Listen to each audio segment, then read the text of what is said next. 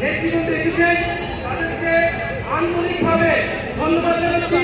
যে সকল কূটনীতিবৃন্দ এবং সুশীল সমাজের বৃন্দ, শহীদ পরিবারের সদস্যবৃন্দ, সারা দেশ থেকে আগত ছাত্র